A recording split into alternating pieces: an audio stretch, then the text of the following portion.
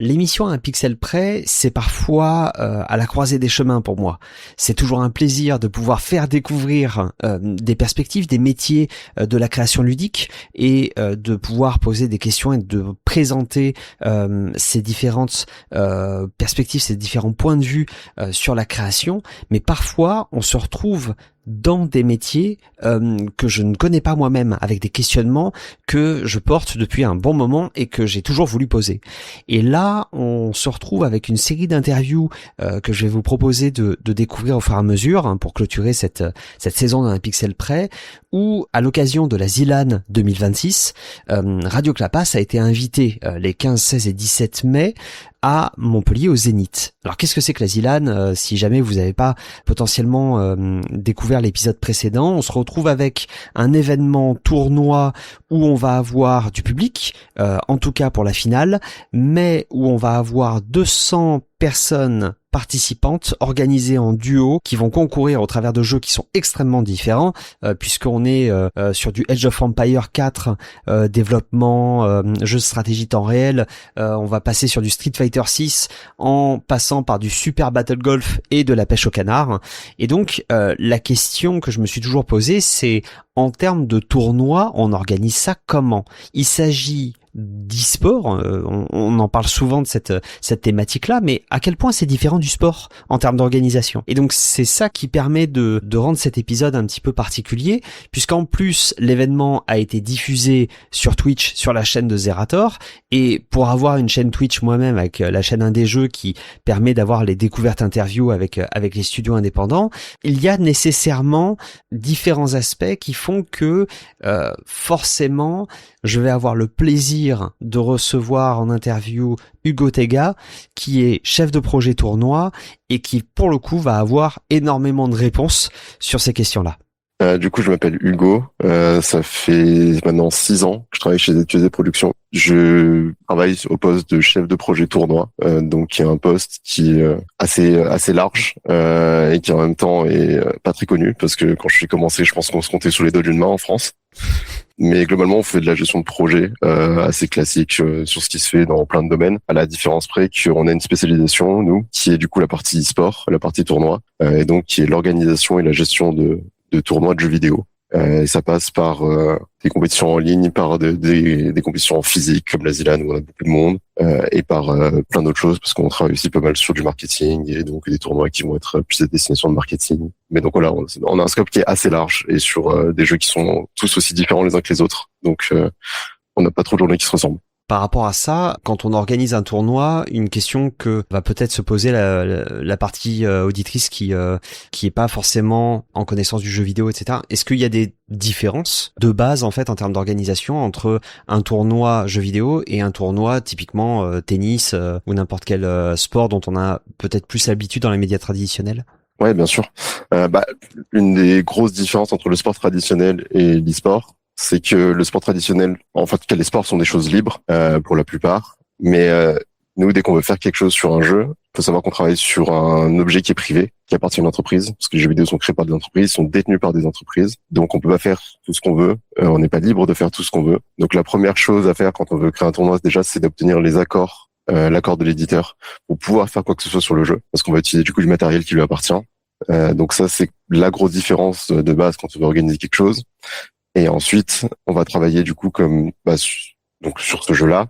Chacun a ses spécificités, donc on aborde les jeux de manière assez unique à chaque fois. On revoit ce qu'on peut faire sur le jeu, comment il fonctionne, et surtout avec ce que nous donne l'éditeur, parce que c'est très rare qu'il y ait des éditeurs, même si pour le coup pour la Zilan c'est un peu une des spécificités, aide la partie e-sport en tout cas qui participe activement au développement d'outils ou de moyens pour qu'on puisse faire du tournoi dessus. Soit ils l'ont déjà fait parce que c'était déjà dans leur to-do list, soit ça n'existe pas du tout et dans ce cas-là, on doit faire un peu avec les outils qu'on a. Donc effectivement, sur la manière dont on aborde le tournoi, en tout cas de base, on a quand même pas mal de petites subtilités qui sortent un peu du carcan des sports traditionnels. Alors, je reste dans le générique aussi. Quand on parle de sport traditionnel, on va avoir juste des caméras qui vont être autour du terrain et des caméras publiques. On parle d'outils côté éditeur de jeu. De quel type d'outils en fait on a besoin? À quel point c'est difficile en fait d'y avoir accès? Bien sûr. Bah, le premier, comme tu le disais, du coup, sur un terrain de foot, on veut suivre le match. Qu'est-ce qu'on fait? Bon, on met des caméras autour du terrain et on suit l'action. Sur un jeu vidéo, on n'a pas de caméra. On peut pas mettre une caméra sur le jeu. Du coup, des éditeurs développent ce qu'on appelle des modes observateurs, donc qui permettent de pouvoir suivre la partie en temps réel. Mais c'est quelque chose du coup qui demande quand même du temps de développement. C'est quelque chose qui est pas inclus de base dans beaucoup de jeux. Donc c'est un mode qui permet d'avoir en fait comme des caméras virtuelles et qui permet de suivre soit le match dans sa globalité, soit de pouvoir suivre ce qu'on appelle la POV, donc d'être sur la caméra d'un des joueurs pour suivre le match comme si on était dans sa vue. Donc là-dessus, donc ça c'est un premier outil qui est assez indispensable pour on puisse ne serait-ce que diffuser la compétition. Et après, on va avoir pas mal d'outils qui vont être mis en place sur la partie gestion des résultats, récupération des résultats, parce que surtout sur des événements ou des jeux sur lesquels on a énormément de joueurs, on a des arbitres qui travaillent avec nous. On appelle des admins souvent en e-sport. Sauf qu'on a difficilement un admin par match. Souvent, on a un admin qui gère plusieurs matchs. Et du coup, on a besoin d'avoir des moyens de récupérer assez efficacement les résultats. Donc, ça va passer notamment par des développements d'API qui vont permettre de récupérer ces résultats-là. Mais les API vont aussi avoir une autre utilité. Ça va être aussi de pouvoir récupérer des données en temps réel sur la partie, ce qui va permettre de pouvoir agrémenter un petit peu tout ce qu'on va diffuser derrière aux spectateurs pour qu'on ait isolé toutes les infos sur la partie. Donc, on pense sur un match de foot, ça va être par exemple quand on calcule le nombre de fautes qui ont été faites, ça va être le nombre de cartons jaunes, le nombre de tirs qui a été fait. C'est des choses que nous on récupère de manière virtuelle aussi. Ça nous permet de pouvoir fournir toutes les informations là, que ce soit aux commentateurs ou au public qui va suivre le match. Par rapport à la ZLAN, on avait 200 personnes participantes où on avait une centaine de duos. Pour se donner un petit peu l'ordre de grandeur, une ZLAN, ça demande combien d'arbitres à peu près pour pouvoir justement gérer toute cette partie tournoi? Alors, la ZLAN, on a organisé où du coup j'occupe le rôle entre guillemets de responsable tournoi. Donc je chapeaute tout ce qui se passe d'un point de vue tournoi sur la ZLAN.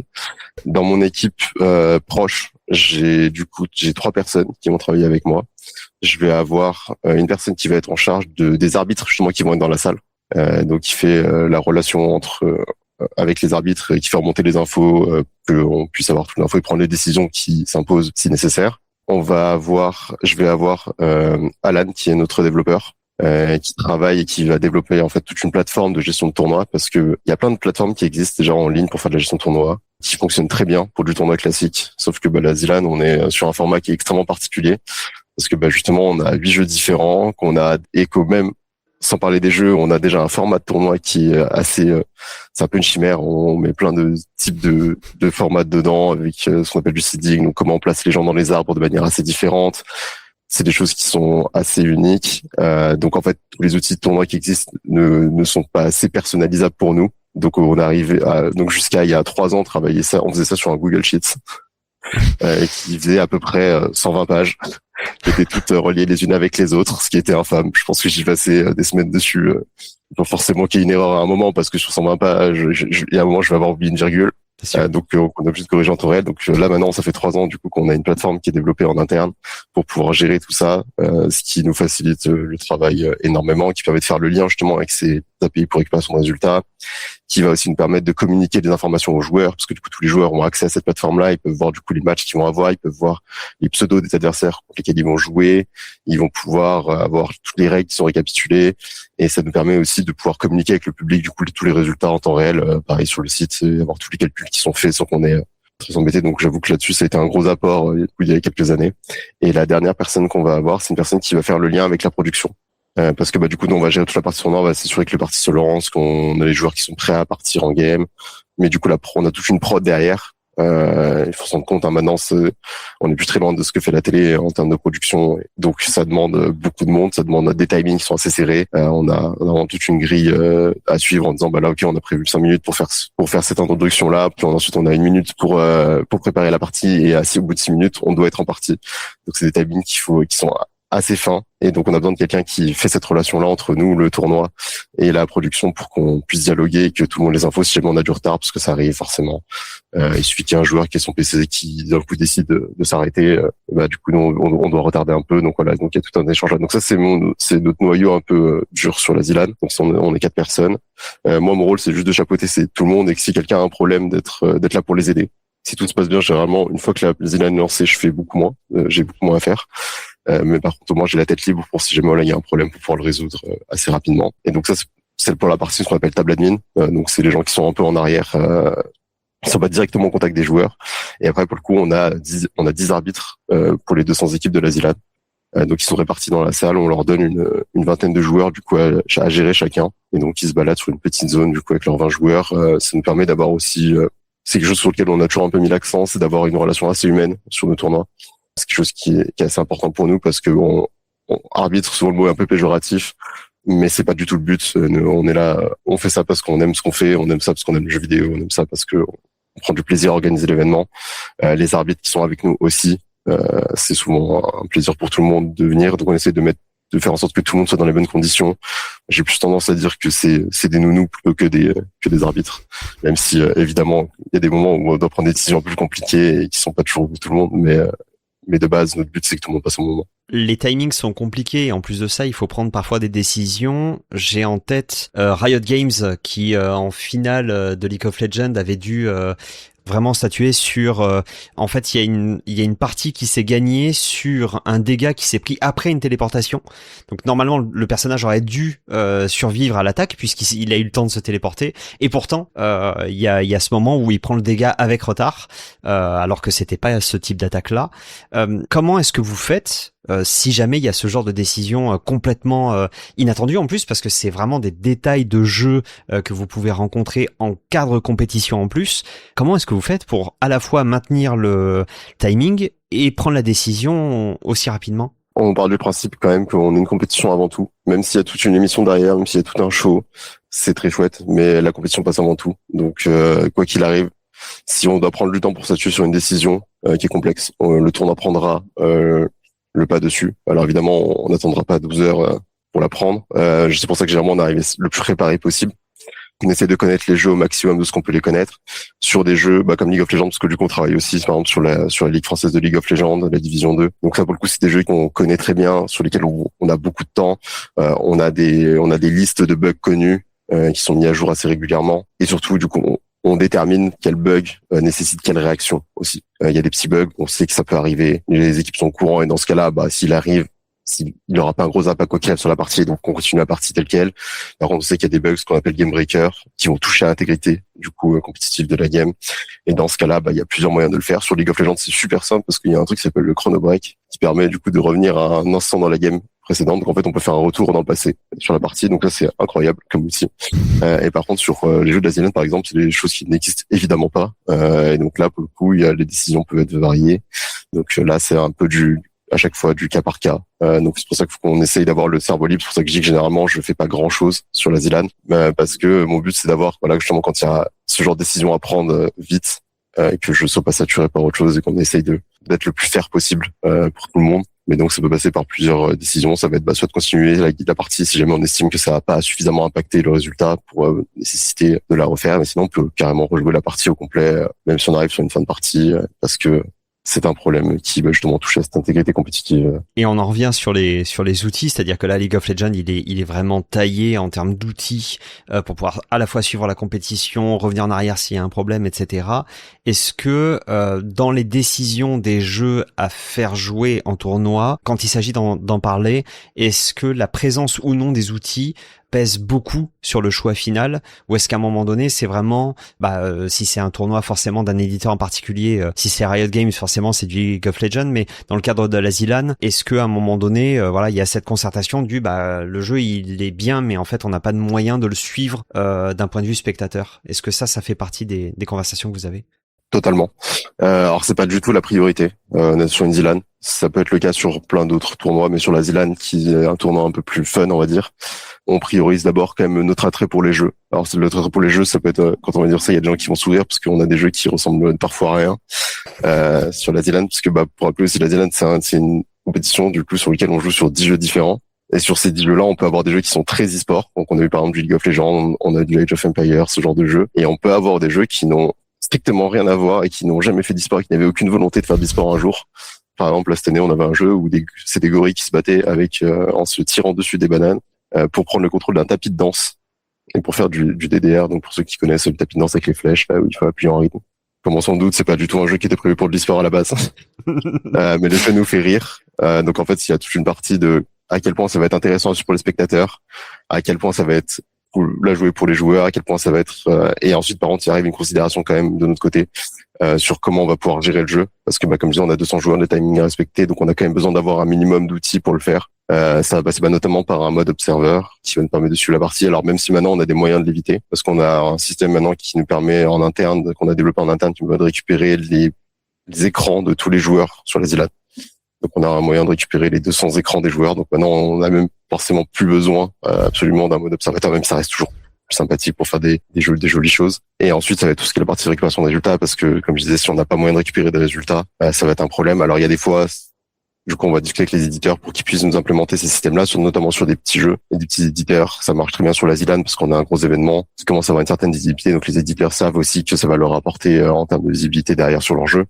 Donc ils sont souvent très enclins à nous aider. Alors, en tout cas pour les petits éditeurs, les éditeurs les plus gros, c'est souvent les plus sur lesquels c'est le plus compliqué d'avoir du soutien technique, en tout cas parce que forcément ils travaillent sur plein de jeux différents, ils ont un calendrier, il faut comparer un planning qui est fait à l'année, voire même des fois sur plusieurs années. Donc c'est compliqué d'arriver et leur dire salut, est-ce que vous pouvez mettre 2 mois de dev s'il vous plaît, qui va servir sur 3 jours. Oui, effectivement. Mais non, mais du coup donc donc cette partie de résultat est importante. Après maintenant il y a plusieurs moyens de le faire, donc comme je dis, ça peut être les API et les systèmes qui sont implémentés dans le jeu, mais ça va être aussi sinon on va retrouver des moyens physiques de pouvoir le faire.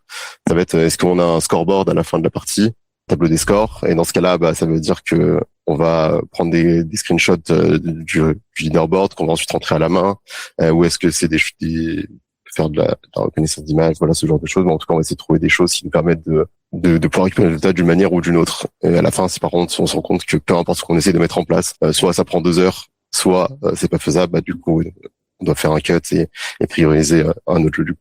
Ouais, parce qu'il y a aussi cette idée de que ce soit intéressant à jouer et je suppose à suivre, puisque ZQSD c'est pas simplement l'organisation de l'événement, c'est aussi la retransmission.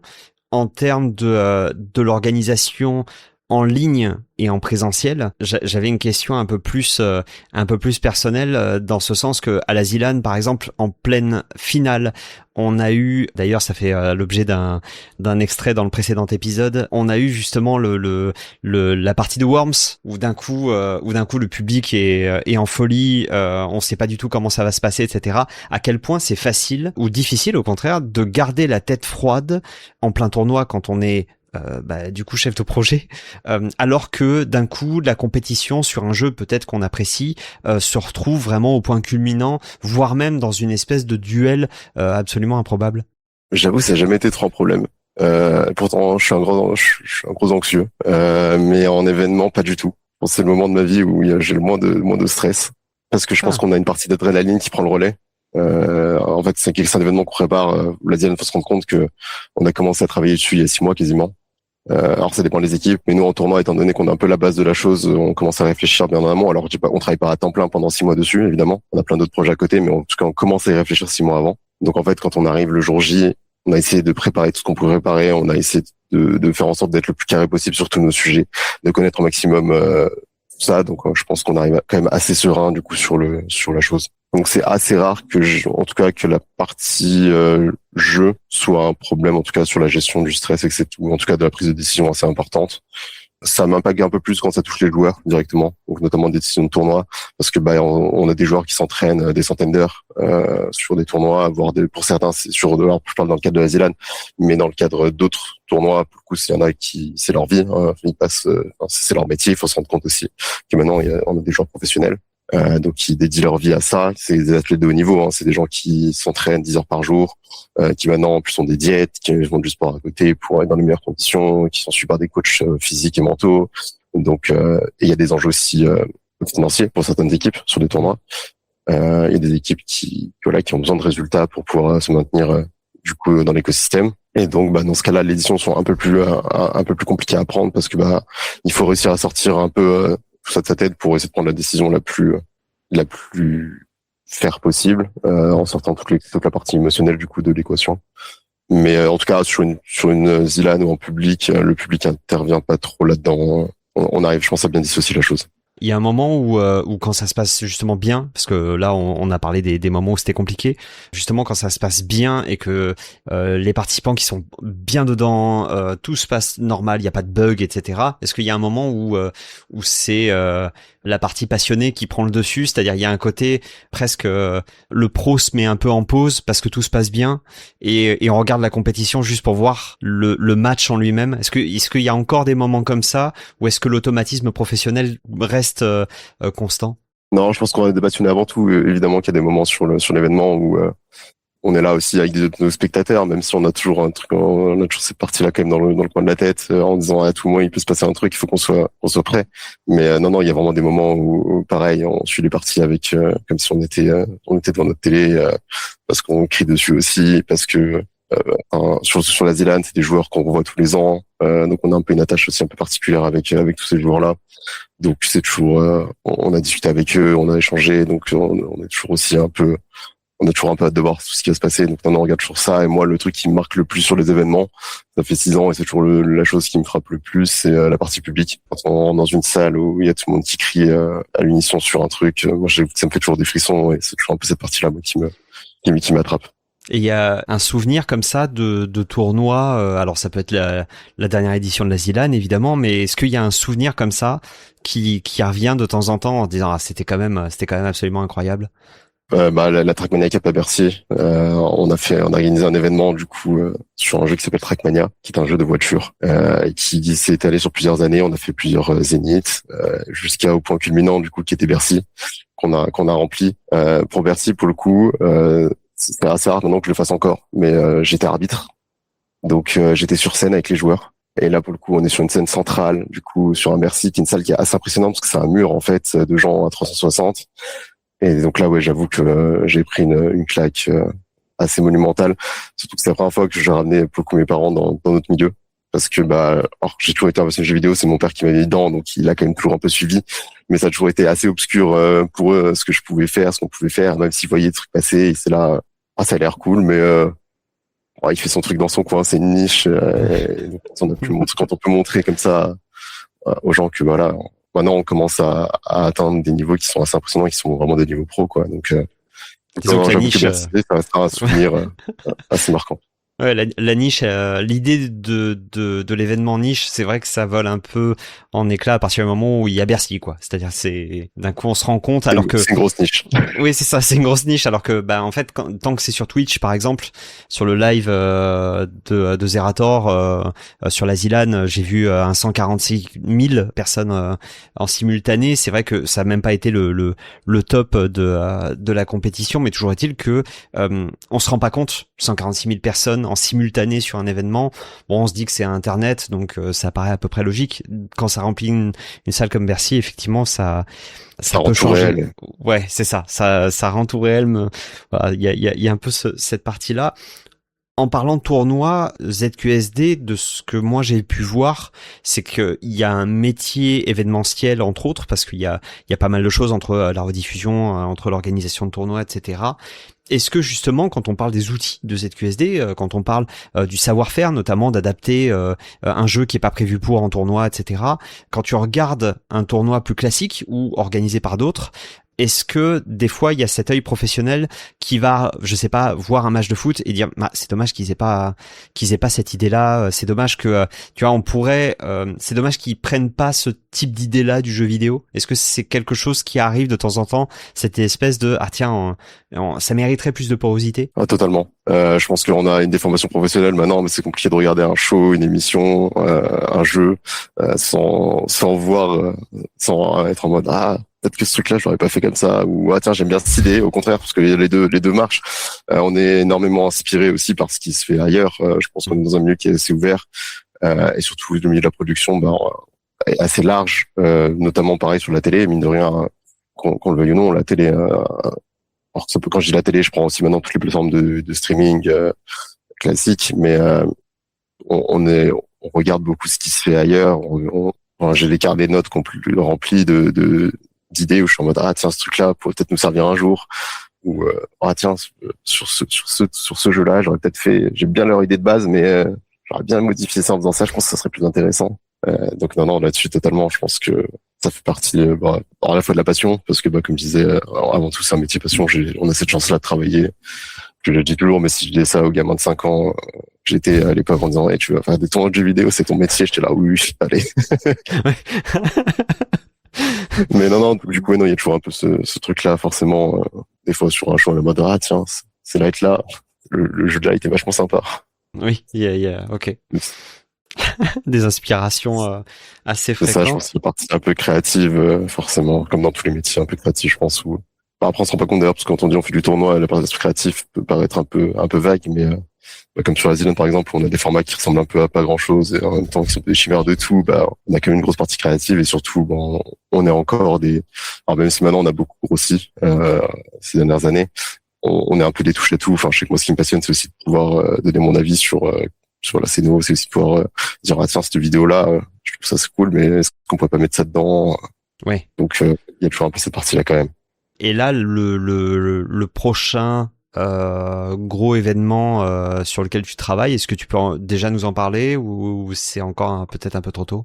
Alors là, je travaille pas dessus, mais on a une grosse partie de nos équipes qui sont parties du coup à Rotterdam pour la TwitchCon, parce que du coup on a un événement qui s'appelle l'Ascension, qui était une compétition qu'on organise tous les ans sur des jeux différents, avec un cash prize qui est participatif. Donc en fait, c'est les gens font des dons, qui derrière sont convertis en argent qu'on va donner aux joueurs, donc aux gagnants de la compétition. Donc ça permet d'avoir des sommes qui sont assez importantes pour pouvoir changer la vie de certains joueurs. Donc sur des jeux différents. Donc cette année c'est sur un jeu qui s'appelle PUBG, qui est un Battle Royale. Et donc on a la chance de pouvoir faire la compétition du coup sur la TwitchCon. Donc la TwitchCon c'est le festival de Twitch qui a lieu tous les ans et qui rassemble tous les créateurs de contenu et aussi leur public. Et du coup, ils peuvent se retrouver pour un week-end un peu de fête. Et donc nous on sera présents là-bas pour avoir du coup la finale de la compétition avec une 60aine de joueurs, des commentateurs et du public. Ça paraît absolument incroyable. J'ai pas encore eu le plaisir de voir la TwitchCon, mais il va falloir résoudre ça pour les années suivantes. En tout cas, merci beaucoup Hugo pour toutes ces infos, parce que c'est vrai que on se rend pas toujours compte de la particularité de l'organisation de tournois. On a tendance à la fois simplifier ça et à la fois mettre ça de côté, et je suis très content d'avoir pu discuter avec toi des spécificités de ce métier-là, et du coup d'en savoir un peu plus sur sur les organisations, notamment vis-à-vis des décisions, des timings, etc. Ça fait partie des trucs, ça faisait longtemps que je voulais en parler.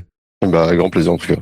Merci beaucoup, puis j'espère à bientôt évidemment dans l'émission. Bien sûr. Et bonne journée dans ce cas.